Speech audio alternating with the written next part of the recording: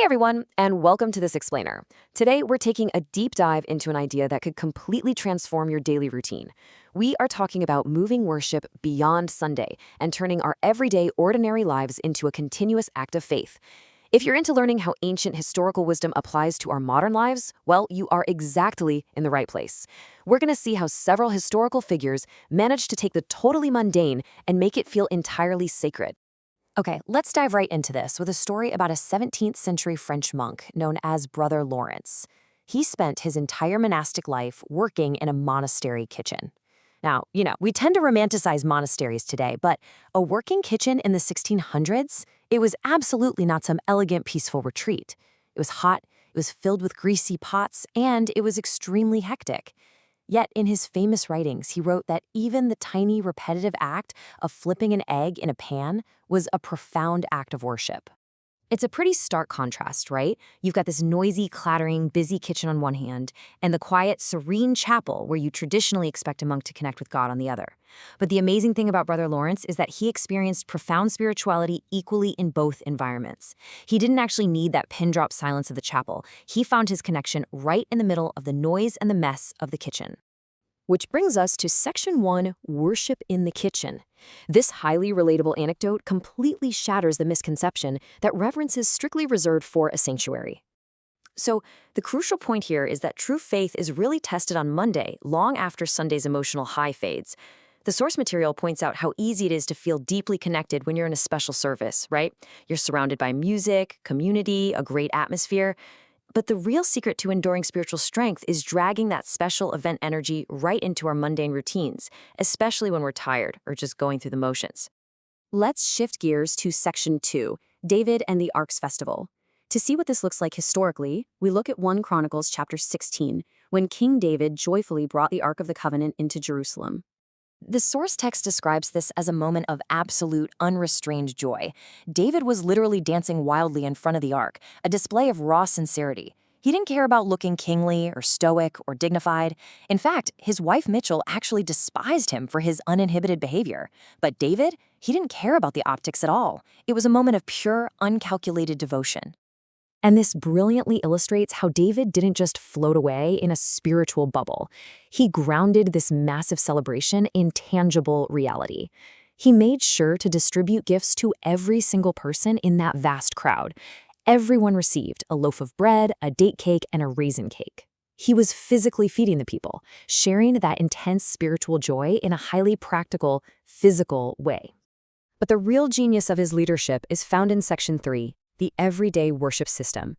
He knew the high emotions would eventually fade. Always. I just want to pause to let the weight of that giant text sink in for a second. Always.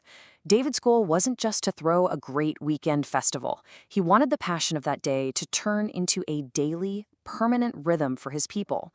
He wanted to make sure that the reverence they felt then would continue tomorrow and the next day. It wasn't about the event. It was about the everyday. To actually make this happen, he built a highly structured system. First, he appointed Asaph and his brothers to minister before the ark regularly, every single day. Second, he appointed Obed-Edom and his brothers as gatekeepers. And Obed-Edom's story adds such great context here. He was a Philistine mercenary who had housed the ark for 3 months prior, and his household was massively blessed because of it. So he actively desired this seemingly boring, mundane role of guarding the gates because he had experienced firsthand the absolute value of dedicating his daily life to it. Let's look at how this plays out geographically in Section 4. Obedience matters more than place. This really challenges some modern assumptions. We actually have a fascinating logistical split here, with 2 distinct places of worship operating at the exact same time. The Ark of the Covenant is newly placed in Jerusalem. That's where all the excitement is. But meanwhile, the original ancient sanctuary, the tabernacle, dating all the way back to Moses, was still located miles away in Gibeon. And Zadok the high priest was appointed to maintain the daily offerings over there. Now, what's really interesting about this is a specific Korean word used in the translated source text, junheng. It translates to strict obedience or carrying something out precisely.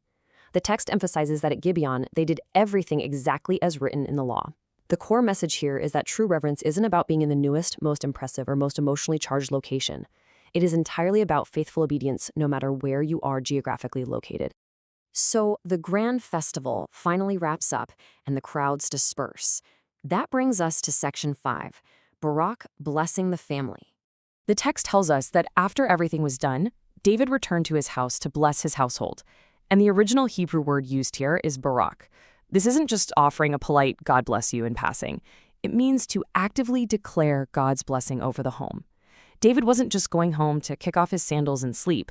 He was taking that massive spiritual energy from the public festival and purposefully speaking that grace right into his private, everyday family life. And guys, this is exactly why this ancient story hits so close to home today. The text suggests that true devotion begins the moment you leave the sanctuary doors. Whatever inspiration or peace or energy you receive in a designated service, or even while reading a book or meditating, the whole goal is for it to actively flow into your living room, your workplace, and your daily interactions. It's all about what happens when you walk through your own front door. Which perfectly sets up our final concept in section 6, spiritual worship through life. This bridges the gap between David's ancient daily system and Brother Lawrence in that greasy kitchen. The Apostle Paul actually sums this entire philosophy up beautifully in Romans 12:1.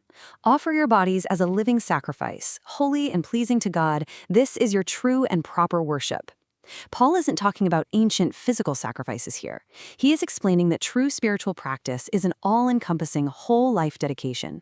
It means letting your everyday actions, like how you type an email, how you treat your family, even how you do the dishes, transform the ordinary into the sacred. Your whole life literally becomes the sanctuary. So, what does this all mean for us? I want to leave you with this final actionable question. Where will you declare your blessing today? Think about your own personal routine. Where can you bring that dedicated sanctuary energy? Maybe it's sitting at your office desk, maybe it's in your kitchen while cooking dinner, or just during your morning commute. The opportunity to transform your mundane daily routine into an engaging, continuous lifestyle of faith is completely in your hands. Thank you so much for joining me on this explainer. Now go out there and make your everyday life your sanctuary.